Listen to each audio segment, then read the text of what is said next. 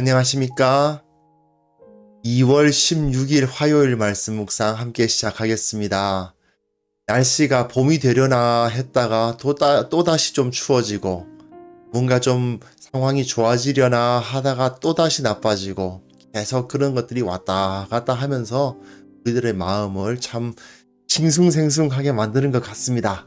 하지만 그 모든 삶 가운데서 하나님이 함께 하신다는 사실을 믿고 지금 우리가 겪고 있는 이 모든 것들을 하나님께 의탁하고 먼저 기도로 주님 앞에 나아가서 주님 안에서 기쁨으로 승리하시는 귀한 성도님들 다 되셨으면 좋겠습니다.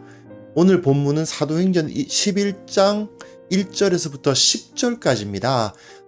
사실은 조금 아쉬워요. 왜냐하면 이 이야기 자체가 1절부터 18절까지 좀 길긴 하지만 한꺼번에 충분히 다룰 수 있는 본문인데 분량이 많다 보니까 이걸 이제 10절까지 하고 내일은 11절부터 18절까지 하고 이렇게 두 번으로 나눠 놓았습니다.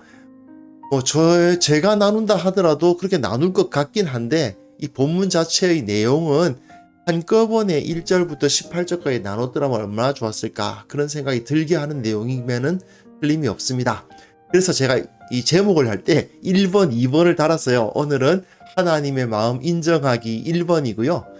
내일은 하나님의 마음 인정하기 2번이 되겠습니다.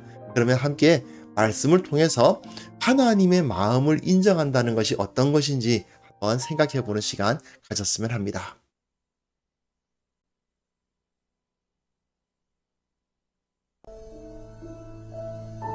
유대에 있는 사도들과 형제들이 이방인들도 하나님의 말씀을 받았다 함을 들었더니 베드로가 예루살렘에 올라갔을 때 할례자들이 비난하여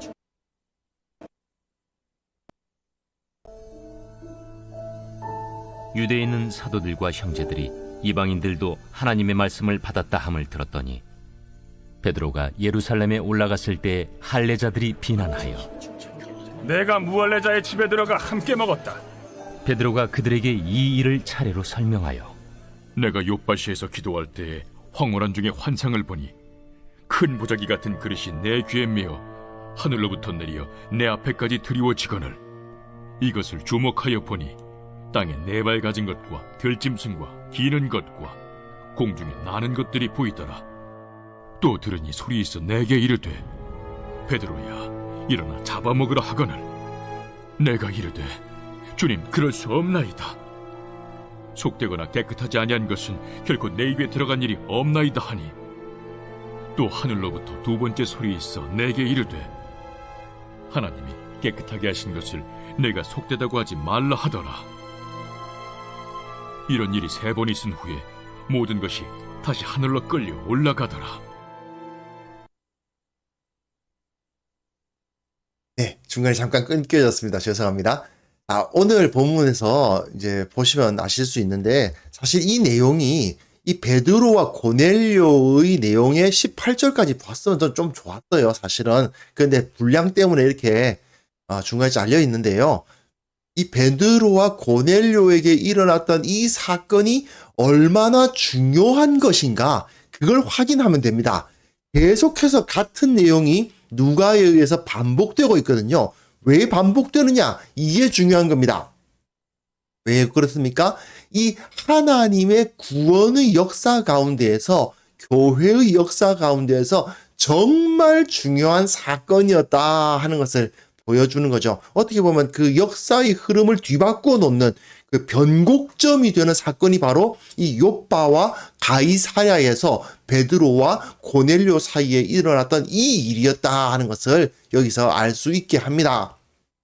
자, 한번 본문 보시면요.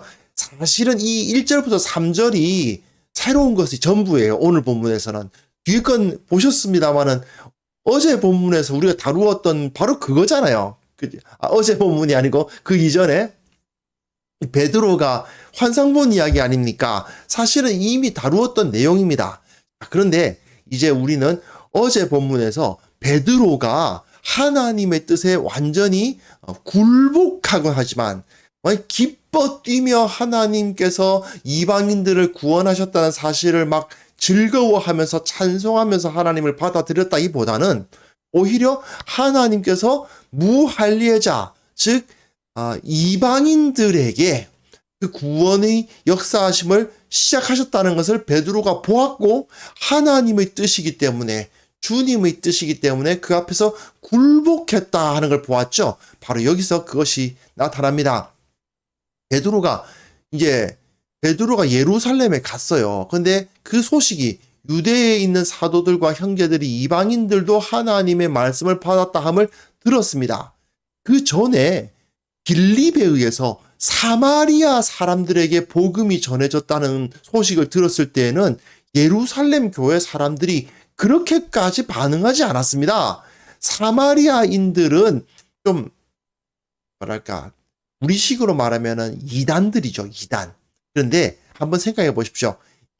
참 이단적인 그런 마음을 갖고 있고 이단적인 그 교리를 선포하는 사람을 보면 오히려 안 믿는 사람들보다, 불신자들보다 더 밉죠. 그건 사실인데 한번 생각해 보세요. 예를 들어서 신천지라든지 또는 안식교라든지 아니면 여호와의 증인이라든지 이런 데에서 활동하던 사람이 회개하고 돌아와서 교회로 나와서, 제가 사실은 지금까지는 그 여호와의 증인에서 활동했었지만 제가 회개하고 주님을 온전히 믿고 예수님을 온전히 섬기기를 원합니다, 이렇게 간증을 하면 나름대로 은혜롭지 않습니까?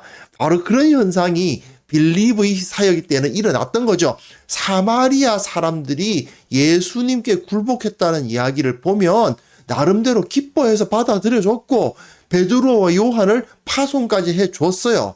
그런데 문제는 그냥 이방인이 아니죠. 로마 백부장입니다. 이게 문제죠. 사실은 유대인들의 입장에서는 할례자들, 이 유대인들이 비난하지 않을 수가 없어요. 왜 그렇습니까? 원수들이에요.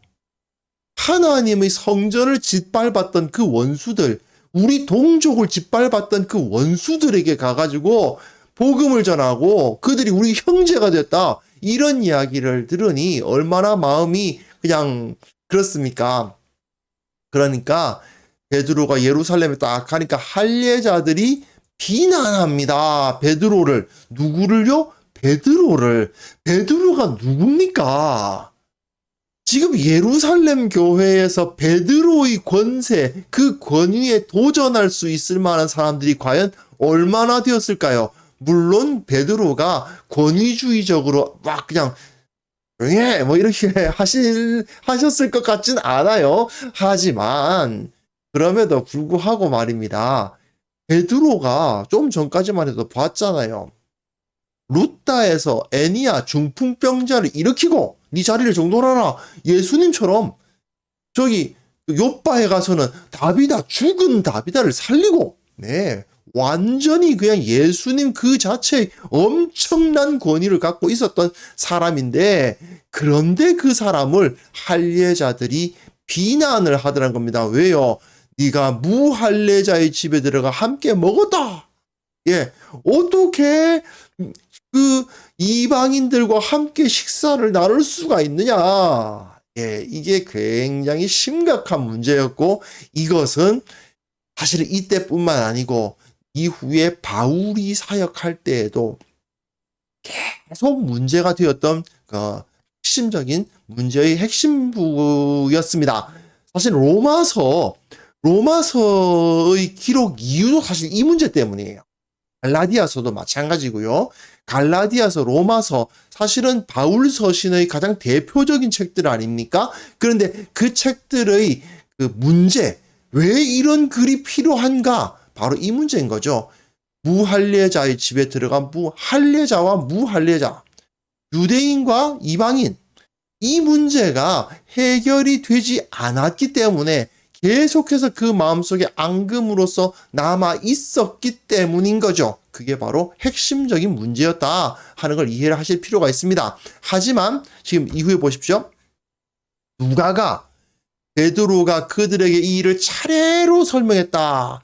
그들에게 다 설명을 했다는 겁니다. 차례로 설명했다. 이게 누가복음 1장 3절에도 이런 표현이 있어요. 그러니까 내가 왜 어떻게 이 일이 일어났는지 차근차근 설명해 줄 테니까 잘 들어봐. 이런 뜻입니다. 베드로는 지금 이 사람들이 왜 이런 반응을 보이고 있는지 이해하고 있어요. 사실 자기도 그랬으니까 자기도 고넬료의 집에 갔을 때 떨떠름해가지고 나 왜 불렀어? 이러고 그랬었잖아요. 그러니까 지금 이 사람들에게 이 일을 차례로 설명하는데 문제는 5절 이후의 내용, 10절까지로 되어 있는데 그 다음에 내용, 이 10절까지 모든 내용이 그 전에 10장에서 나와 있는 내용 그대로입니다. 그죠? 예, 그대로예요, 그냥. 자, 예, 10장 10절에서 12절 한번 보시면요. 황홀한 중에 환상을 보내, 환상을 봤다 이런 말은 좀 빠져 있지만 앞에 황홀한 중에 하늘이 열리며 한 그릇이 내려오는 것을 봤다. 그죠? 보자기 같은 그릇이 내 귀에 모여 하늘로부터 내려와서 내 앞에 드리워졌다. 내 귀를 왜 땅에 드리웠더라. 내 앞에 드리워졌다. 땅에 드리워졌다. 뭐 요 정도 차이 나고요. 그리고 그 안에는 땅에 있는 각종 네 발 가진 짐승과 기는 것과 공중에 나는 것들이 있더라고 되어 있었는데 여기서는 땅에 네 발 가진 것들과 들짐승 하나 추가되고 기는 것과 공중에 나는 것들이 보이더라. 거의 차이가 없어요. 그대로 반복하고 있어요. 이게 무슨 소리일까요? 2번 이야기하는 거예요. 이가 뭐라고요? 증인, 증거, 확실한 것. 지금 누가는 베드로의 입을 통해서 이러한 사건이 벌어졌다는 것은 확실한 일이다라고 이야기하고 있는 것입니다. 사도행전에서 같은 사건이 2번 이상 기록된 것은 하나 더 있는데요. 뭐냐 하면 바울이 다메섹 도상에서 예수님을 만난 사건입니다. 9장에서 사울이 예수님을 만난 이후에 22장과 26장에 한 번씩 나와요. 그러니까 다메섹 도상에서의 사건은 3번 나오는 거죠. 자, 사울이 다메섹 도상에서 예수님을 만난 사건은 그야말로 이 기독교의 역사의 흐름을 바꾸는 변곡점을 이루는 사건이었습니다. 그렇죠? 다 알고 계시죠? 그런데 우리가 사도행전을 읽으면서도 이 사건이 얼마나 중요한 사건인지를 잘 모르시는 분들이 계시다는 거예요. 욥바에서 베드로가 이 환상을 본 것은 욥바에서 베드로가 이 환상을 본 것은 사울이 다메섹 도상에서 예수님을 만난 사건만큼이나 엄청나게 중요한 사건이라는 것입니다. 지금 누가는 그 이야기를 하고 있는 거예요. 그러니까 우리가 이 사도행전을 읽으실 때 요거 꼭 기억하셔야 됩니다. 욥바에서 베드로가 이 네 귀를 맨 보자기 같은 그릇이 내려왔고 그 안에서 여러 동물들이 있는데 그걸 잡아먹으라고 하는 그러한 음성이 들렸는데 그게 3번 있었다. 그런 이야기를 그냥 한번 있었던 그런 일도 있었나 보다가 아닌 겁니다. 이건 뭐 베드로가 에니야를 고치고 다비다 죽은 걸 살리고 정도의 어떤 여러 기적들 중에 하나가 아니에요. 그게 아니고 이 역사, 구원의 역사를 이룸에 있어서 정말 중요한 변곡점 중에 하나, 예수님의 십자가 사건과 부활 사건 이후로 오순절 성령 강림, 그리고 그 가운데서 그 욥바의 오순절 성령 강림과 그 이후에 바울에게 다메섹 도상에서 나타나심과 그리고 베드로에게 욥바에서 이 환상을 보여주심, 이런 것은요 그야말로 역사적으로 반드시 기억해야 할 굉장히 중요한 변곡점이라는 것을 알려주기 위해서 누가는 이렇게 그대로 10장에서 쓰여 있는 것을 그대로 지금 쓰고 있는 거예요. 그 다음 본문 보셔도 마찬가지죠. 또 들으니 소리서 내게 이르되 또 소리가 있어 베드로야 일어나 잡아먹어라. 베드로야 일어나 잡아먹어라. 그대로 쓰고 있습니다. 그러니까 주님 그럴 수 없나이다. 속되거나 깨끗하지 아니한 것은 결코 내 입에 들어간 일이 없나이다. 예, 결코 내 입에 들어간 일이 없나이다 표현하고 주여 그럴 수 없나이다. 속되고 깨끗하지 아니한 것을 내가 결코 먹지 아니하였나이다. 그렇죠. 표현 좀 다를 뿐이에요. 내 입에 들어간 일이 없나이다. 내가 결코 먹지 아니하였나이다. 요 차이밖에 없어요. 똑같이 지금 베드로가 한 말도 똑같고 베드로가 본 것도 똑같고 완벽하게 그 사건에 대해서 두 번 정확하게 쓰고 있습니다. 왜 그렇습니까? 예, 이제 더 이상 레위기 11장의 식사 규례, 이건 먹으면 되고 이건 먹으면 안 되고 하는 그 규례는 문자적으로 지켜야 할 대상이 아니게 되었다라는 것을 선포하고 있는 것입니다. 자, 우선 한번 생각을 해봅시다. 혹시 주위에 그 이단에 빠진 분이 혹시 있습니까? 없는 분들도 계실 것이고 있는 분들도 계실 텐데 어떤 뭐 친구들 중에서 또는 직장에서 누굴 만났는데 이 사람이 안식교인이다. 안식교인들 함부로 뭐 먹자고 가면 안 됩니다. 이 사람들이 순대도 안 먹고요. 스팸도 안 먹고요. 그리고 이제 당연히 그 돼지고기, 그러니까 삼겹살 안 되죠. 삼겹살도 안 먹습니다. 뭘 먹지 함께 먹을 수가 없으니까 같이 교제하기가 참 어려워요. 물론 그들 중에서도 소위 날라리가 있어서 먹는 사람들도 있는 걸로 알고 있습니다만은 여하튼 원칙적으로는 그들은 그것을 안 먹어야 된다고 주장을 합니다. 정확하진 않은데 제가 알기로는 여호와의 증인들도 그렇게 주장하는 걸로 알고 있거든요. 자, 제가 좀 헷갈린 것일 수도 있는데 어쨌든 이단들 중에서는 이런 거 먹으면 안 된다. 왜 성경에서 먹지 말라고 한 것을 왜 먹냐? 이렇게 말씀하시는 분들이 꽤 있어요. 그런데 이거 말입니다. 이 욥바에서 베드로에게 보여주신 이 사건이 사도행전에서 2번이나 기록되어 있다. 누가가 하나님의 권위에 의해서 더 이상 레위기 11장의 음식법은 이제 이방인들에게 요구되지 않는다고 선포하고 있다는 것을 그들은 지금 인정하지 않는 것입니다. 만약 그 사람들이 우리는 신약 성경은 안 믿어, 구약 성경만 믿는 거야 라고 한다면은 뭐 어떡하겠습니까? 신약 성경 안 믿겠다는데 그러냐? 그리고 끝내야죠. 우리는 신약 성경을 믿기 때문에 우리는 마음대로 먹어도 된다. 이렇게 말하는 건데 안식교라든지 여호와의 증인이라든지 이런 사람들이 신약 성경 믿거든요.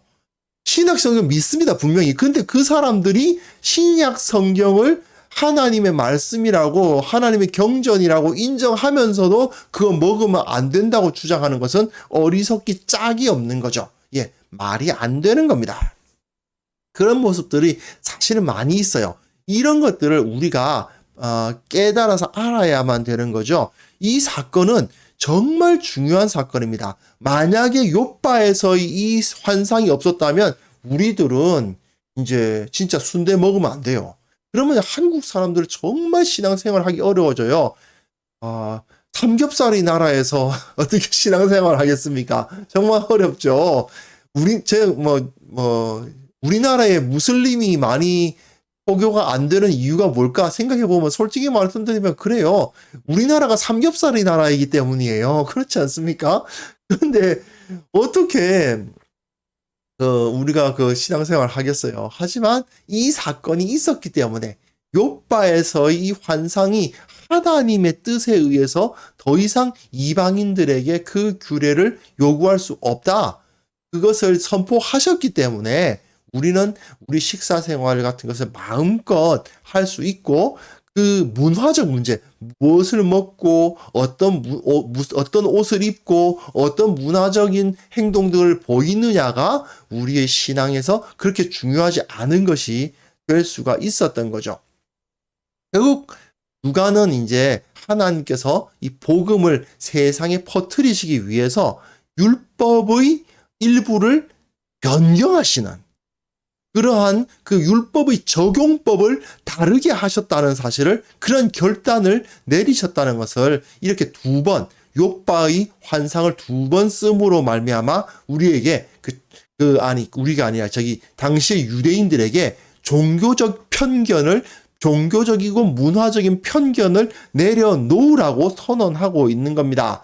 우리는 뭐 유대인 아니니까 상관없잖아. 우리는 어차피 원래 이방인이었으니까 뭐 감사하지 뭐 그렇게 생각할 수도 있는데 자, 우리 조금 더 적용해 봅시다.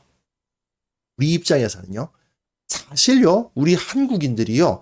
생각보다 문화적으로 다른 사람들에게 그 편견이 심합니다. 한국 사람들, 외국 사람들 잘 못 받아들이는 경우 되게 많아요. 다른 인종, 그러니까 그 피부색이 다르신 분들, 이런 분들에 대해서 편견 갖고 있는 경우도 되게 많고, 그들과 함께 하는데 굉장히 어려워합니다. 그리고 우리는 한결에다 단군의 자손이다. 말도 안 되는 얘기이긴 하지만, 어쨌든 그런 걸 막 말하면서 우리는 뭐 단일 민족, 뭐 단일 혈통, 뭐 이런 이야기를 하죠. 근데 그게 하나님의 뜻을 이루는 데는 사실은 그렇게 맞지가 않는 겁니다. 사회가 그래요. 교회만 그런 것이 아니고 한국 사회가 좀 상당히 좀 폐쇄적인 사회예요. 그러다 보니까 다문화 어떤 문제라든지 이런 것들이 꽤 많이 생기죠. 그런데 교회에서도 그런 문제에 대한 영향력이 들어오고 있는 것은 사실인 것 같습니다. 교회가 나와 다른 사람들, 나와 피부색이 다르고 문화가 다른 사람들을 받아들이지를 못하고 그냥 배척한다든지 멀리한다든지 가까이 갈 수가 없는 그런 모습들을 보이는 경우가 되게 많거든요. 이것을 우리들이 이제 뛰어넘어야 한다라는 것을 이 시간에 생각할 수 있었으면 좋겠습니다. 사실 하나님의 마음을 우리가 이해한다면 하나님께서는 모든 민족, 모든 온 땅에 있는 모든 사람들에게 복음을 증거하기를 원하시고 그들이 구원받기를 원하고 계신다는 것을 우리는 기억해야만 될 것 같습니다. 우리가 하나님의 뜻에 맞춰야 돼요. 그렇기 때문에 우리가 하나님의 뜻을 순종해야지 하나님께서 내 마음 몰라주신다고 막 불평만 하고 있으면 곤란합니다. 그렇지 않습니까? 많은 분들이 신앙생활 하시면서 하나님이 내 마음 몰라주신다고 막 불평하는데 너무 익숙해요. 그런데 우리 신앙생활은요, 사실은 내 마음을 하나님께 맞추는 거지, 주인이 종 마음 몰라준다고 불평하고, 이상하잖아요. 그죠? 하나님께서 워낙 좋으신 분이니까 우리 마음 알아주시죠. 우리 마음 이해해 주시고, 살펴 주시고, 품어 주시는 건 분명한 사실인데, 호의가 계속되면 권리인 줄 안다고. 이 종들이 종주제에 주인들어 내 마음 알아더라고 안 알아준다고 불평하고 내 마음 알아달라고 요구하고 그거 참 안 어울리는 겁니다. 사실은 우리가 하나님의 마음을 알아야 됩니다. 하나님께서 뭘 바라보고 계신지, 하나님께서 정말 원하시는 것은 무엇인지, 나 하나 지금 내 복락과 내 안식과 내 평안을 하나님께서 주시기를 원하시는 게 아니죠. 많은 사람들, 저 이 온 세상의 모든 사람들이 다 그 평안과 기쁨과 안식과 구원을 누릴 수 있기를 원하고 계시지 않습니까? 그런데 우리는 내 평안, 내가 이미 가지고 있는 거, 요거 계속 주세요. 이렇게 생각하면서 이기적으로 생각하고 있는 것은 아닌지 우리는 정말 좀 철저하게, 솔직하게 우리 자신을 돌아볼 수 있었으면 좋겠습니다. 또 하나님의 마음을 이해하기 위해서 주님께서 진정 원하시는 것이 무엇인가? 온 세계 만방에 보내진 저 선교사들, 저들이 지금 그 뜻을 이루기 위해서 노력하고 있죠. 또 지금 이 사회 가운데 그 온 세계 만방으로부터 사람들이 들어오고 있어요. 그들에게 복음을 전할 수 있어야 되겠죠.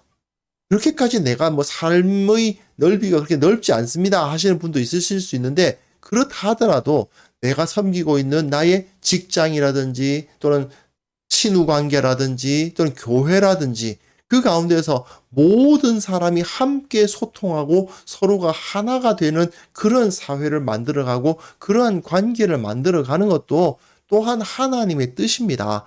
그 하나님의 뜻을 위해서 우리가 사역하고 노력하고 기도해야 되지 않겠습니까? 그러기 위해서는 내 마음속에 있는 편견 또는 먼저 그냥 무조건 내 세계에 갇혀있는 그런 것들을 깨뜨려가는 훈련을 우리가 해가야 될 것 같습니다.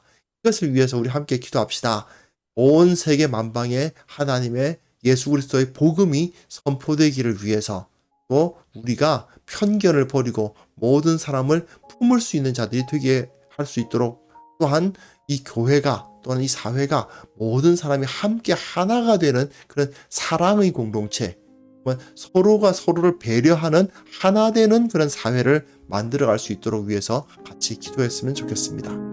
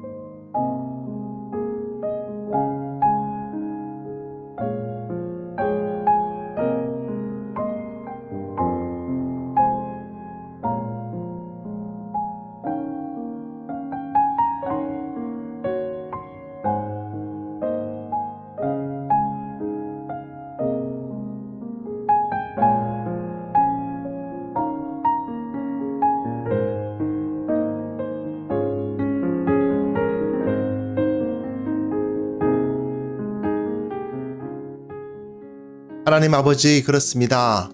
우리가 우리 마음속에 있는 모든 편견을 내려놓고 모든 사람들이 서로의 차이보다 동일한 주님을 모시고 있음에 주목하게 하여 주시고, 서로를 사랑하고 서로를 배려하고 하나 되는 그런 모습을 가질 수 있도록 도와주시옵소서.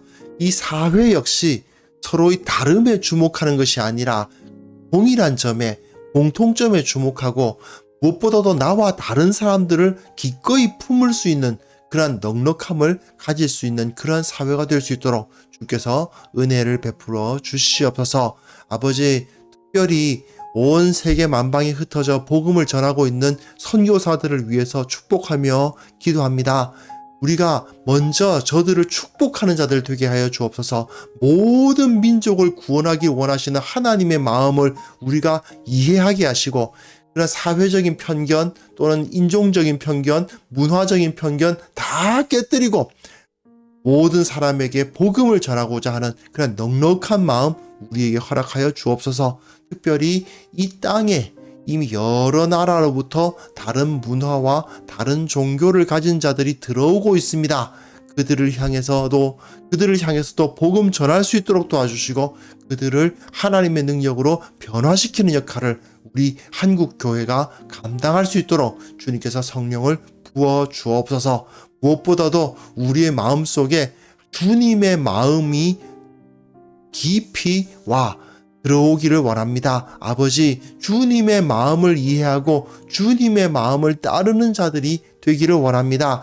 늘 내 마음 알아달라고, 나 좀 이해해달라고 투정 부리고 불평하는 어리석고 연약하고 어린 신앙에서 이제는 좀 벗어나서 주님의 마음을 이해하고 주님께서 원하시는 길을 걸어가는 자들 다 될 수 있도록 주께서 도와주시옵소서. 아버지, 오늘 하루도 주님께서 이끌어 주셔서 내가 나의 삶을 통해서 주님의 영광 나타낼 수 있도록 도와주시고, 이 세상 가운데 하나님의 살아계심을 드러내는 귀한 성도들 다 될 수 있게 은혜 베풀어 주시기를 원하옵고, 예수 그리스도의 이름으로 기도합니다. 아멘.